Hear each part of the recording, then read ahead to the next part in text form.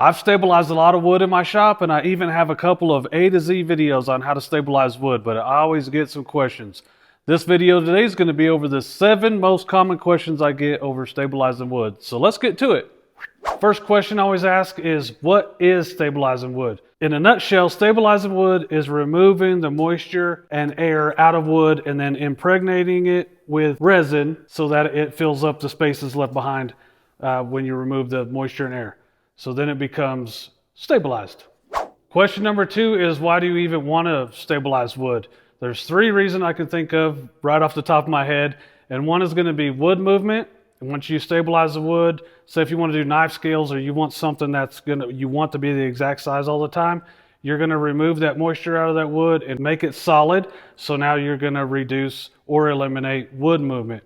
Second reason you'd want to do it is most of the time I'm using maple burl, or sometimes people call it punky wood. I can just take this with my fingernails and break this off. So if I put it on the lathe, it would break apart and possibly be dangerous, hurt me. So this thing, I want this to be solid when I put it on the lathe, and stabilizing that's going to do that for me. The next reason is I do a lot of resin, and if I was just to put this piece of wood and cast resin in it without doing anything to it, it's going to have bubbles come out and it's going to look milky because of the air and moisture in it. So basically it seals this off all the way through so that the resin doesn't have a negative effect on it. Question number 3 is, what do I use as resin to stabilize this stuff? It's called Cactus Juice, and I'll basically explain that real quick for you. Here's the one part. This is the Cactus Juice. This is a catalyst. So this isn't doing anything until you put this in here. And there's a shelf life with these things. So without us mixing anything, as it is right here, it has a 3-year shelf life. But as soon as I put this in here, then that's going to be 1 year. Now we just have a year to use this stuff up. Another question about Cactus Juice is, what's the storing temperature on it? When this and this is introduced to each other, then you need to store it under 85 degrees Fahrenheit. Because if you think about resin part A, part B, once this is together, this is part A and part B is heat. So just remember that. Once this is together and you introduce heat, 85 degrees or above, it's gonna start turning hard. So store this stuff below 85 degrees Fahrenheit. Well, another question about Cactus Juice is, where do you get it? The best place to get this is from Turntex, and you can buy it in bulk. So like the people that are in charge of Turntex are the people that invented this stuff. That's where you're going to get it. That's where you're going to get the customer service.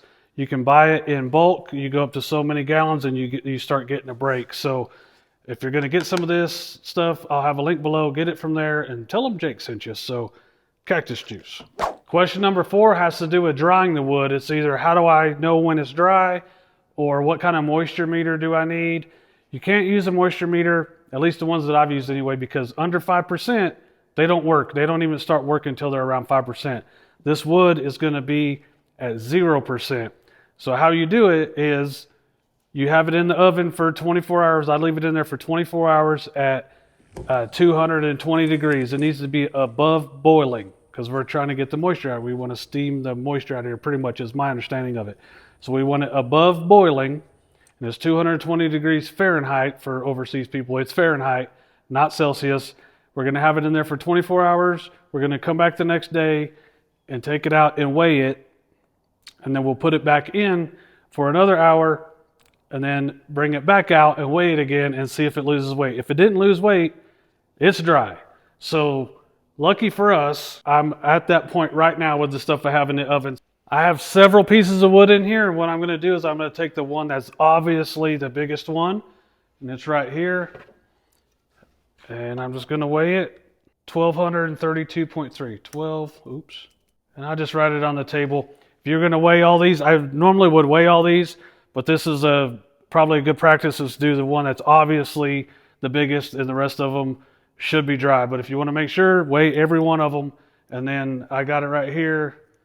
And I'll put this back in here, and we're going to wait an hour and come back and weigh it again. So magic, it's been about an hour, so I'm going to go ahead and take it back out of here and weigh it.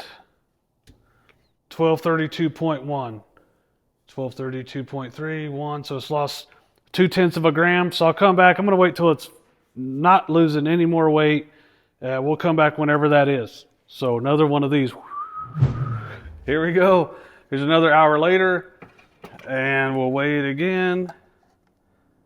It's 1232.1 again, so now we know all of these are dry. Next question. Question number 5 that people want to know is, can I take the wood directly out of the oven and go straight to the vacuum chamber into the cactus juice?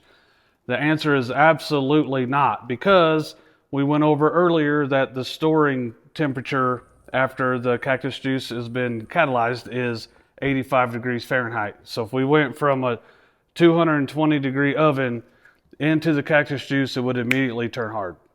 So you can't do that. So what I do is I wrap them in plastics. These are just trash bags. I wrapped all of it and twisted the end, put it in here. This is a sealed Tupperware container. And all we're doing here is trying to keep the moisture out of the atmosphere from going back into the wood. So what we do is I just let it sit here, and I'll periodically come over here and check the temperature of this. I'll just open this up, check the temperature of it until it gets to below 85 degrees. And I usually wait till it's 75, 80 degrees, and then I'll put it in there. So the answer is absolutely not. So next. Question number 6 is one that I've gotten time and time again. It's probably the most asked question that I get about stabilizing is, when you turn your pump on and you get to full vacuum and the bubbles are coming out, can you just shut the valve and shut your vacuum off because the bubbles keep coming out? The answer is no. 1, because the directions clearly state to do it. This is Cactus Juice from Turntex. This says very clearly, allow vacuum pump to run until bubbles stop. The guy that invented this says to do that. So that's one reason. And now the explanation is that you're going to have vacuum out of here, and you want to keep evacuating the air that comes out of this. And let's say another way to put it is, the void has a different pressure than this. So this is going to be a higher pressure above this line. And when these air bubbles come out, it's going to go in there, and they don't have anywhere to go. So they're going to equalize the pressure and therefore stop making it bubble. But it's not out of air, it's just stopped bubbling. So we're going to do that real quick. I'm going to turn on this pump and get it to full vacuum. And then we'll shut the valve, turn off the pump. I'll come back later, and then I'm going to turn the pump back on, open the valve, and see if it bubbles. So let's do it.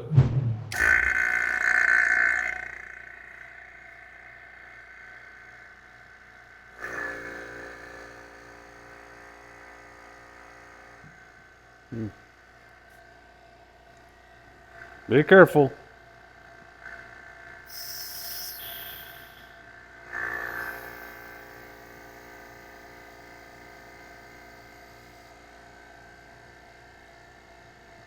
You gotta be careful not to overflow this, because if you let the bubbles go up, it's gonna go through this thing. So we'll let it do its thing and not let it overflow. It's not climbing anymore. I'm gonna leave it alone. So I'm gonna shut this valve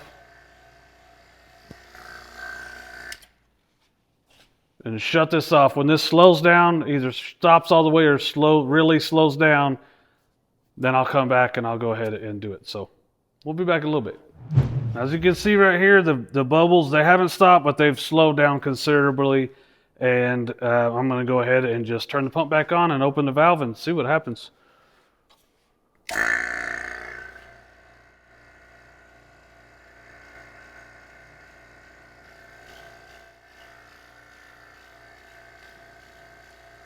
I think that just kind of proved it. So what we're going to do now is I'm going to wait till these just absolutely stop, no matter how long it takes. I got time for that. All right, let's do that again. This has been a few hours since the last time we tried it. There's barely any bubbles coming up. So I'm going to go ahead and turn the pump on again, and let's go.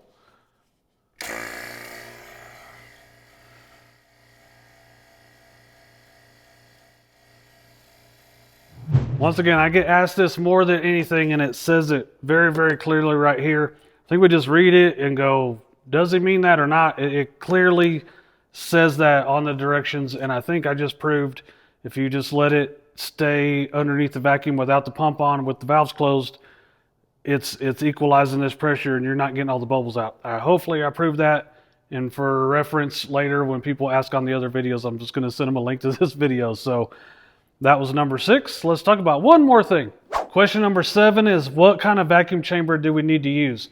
Now, the one that I've showed already, the cylinder one, that's from Turntex. That's what they do.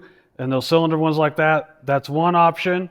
And I'll have a link to that below, so go check them out. But as far as these ones go, I have 5-gallon and I have a 7-gallon one back here. The biggest difference between 1.4 Cactus Juice or stabilizing and anything else is going to be the top. So this right here is a super thick glass lid, and this right here is a super light plastic lid, plexiglass, whatever you want to call it. But if you're just looking online, the biggest glaring difference is this gauge goes through the top and this gauge goes through the side. And that's one of the things I do. When you're reading the descriptions, make sure it's a glass lid. And even some of the ones that say glass lid are going to say they're not for stabilizing. But if it has a glass lid, it's going to be okay. If it's a plastic lid, it's not going to work. And the thing we can talk about in the comments is this will crack and then end up breaking if you're trying to stabilize with it. I don't think it's the Cactus Juice. I think it's just the amount of time that it has to be under vacuum. You're not normally going to put things under vacuum that long. If you're doing silicone, resin, or epoxy, it's only going to be for a few minutes. So maybe the amount of time, some people say it's the Cactus Juice. Let me know what you think down in the comments why these crack. But if you're going to have one, if you want to do this, make sure you have a glass lid. Now, I've went over all these things today, but I do have a couple videos that tell you exactly A to Z how to do this stuff. I'll link one right here. I'll go see you over there, and then y'all be good. We'll see you next time.